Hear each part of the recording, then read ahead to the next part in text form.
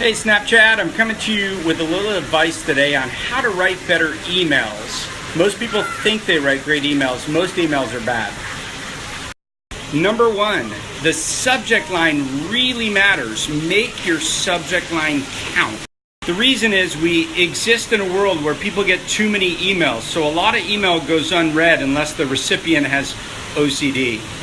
The subject line needs to make the email feel like it's just for me and nobody else, and I need to know what to expect when I open it.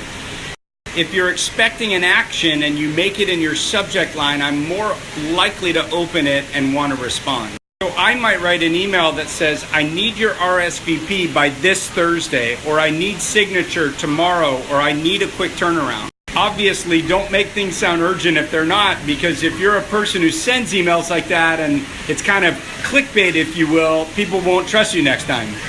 Number two, write your email to as few as people as possible. The reason is, if you send an email to a group and there's 5 people on the email, there's the free rider problem. I'll explain. If you send it to 5 people, I'll assume someone else is going to deal with it, so I don't feel personally accountable for large emails.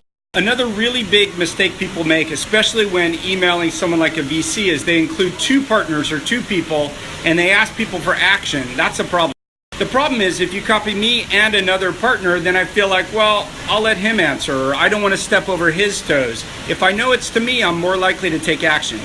When I do want 5 people to take action, I send them each 5 individual emails asking them specifically for their action.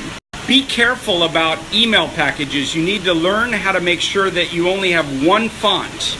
One font. For example, if you cut and paste in Gmail, you end up with 2 fonts. And then it looks like you're sending spam email, which is worse than no email at all. There's a way to cut and paste in Gmail without retaining the formatting, and that's how you end up with just one font.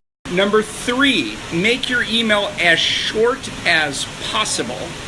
Short emails are more likely to get responded to. Number 4, try your best only to have 1 action per email. If you ask me to do 3 things, I'm likely to respond to none of them. If you really need me to respond to multiple things, consider whether it's possible to send them in 3 different emails, maybe even at 3 different times. Number 5, if you have the need to send a long email, make sure you have an executive summary. I do this all the time. You can imagine I write really long emails. My emails are as long as my blog post. Sorry. I've learned to start with an exec summary at the top, and any actions are in my exec summary. I make it clear at the outset, this is the exec summary, this is the action, and then I write details below it if you want to learn more. Number 6, when you have any key details like dates or RSVP by date, make them bold and probably a different color. When I have really important emails, I make the stuff bold and red on the key dates just so the eye visually doesn't miss those things. Number 7, before you make emails, make sure you know what the intent of the email is. It's really important. I'll explain. All too often I get emails and I'm like, what do they want from me? I'm not really sure. And I'm going to explain why this matters. If you want me to do something with an email, you need the ask. The ask is what your intent of the email is.